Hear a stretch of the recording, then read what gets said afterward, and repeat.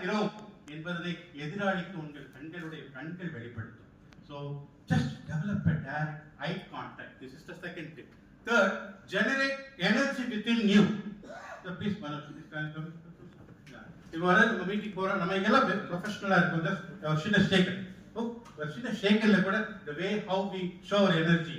Okay, so ஒரு சின்ன ஷேக்கர்னா அது ஒரு சின்ன ஆக்டிவிட்டி தானே. அப்படி each and everything you do with full energy. தமிழ்ல சொல்லணும்னா ஆற்றலுடன் செயலாற்று.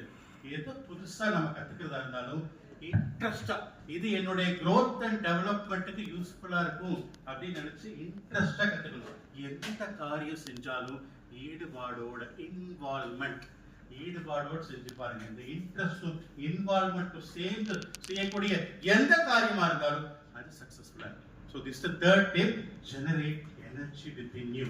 Number 4, SWOT analysis. Management people எல்லாருக்குமே தெரியும். ஓகே, BBM MBA படிச்சவங்களுக்கு இல்ல. SWOT, SWOT, strength, weakness, opportunities and threats. இது எல்லாருக்குமே தெரியும். பட் இது எப்படி இம்ப்ளிமெண்ட் பண்றது? 4 கட்ட போட்டுக்கங்க. 2 ரோ 2 காலம்.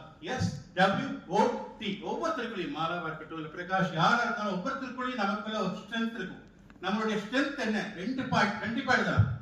வீக்னஸ் என்ன? ப்ரோகாஸ்டினேஷன்,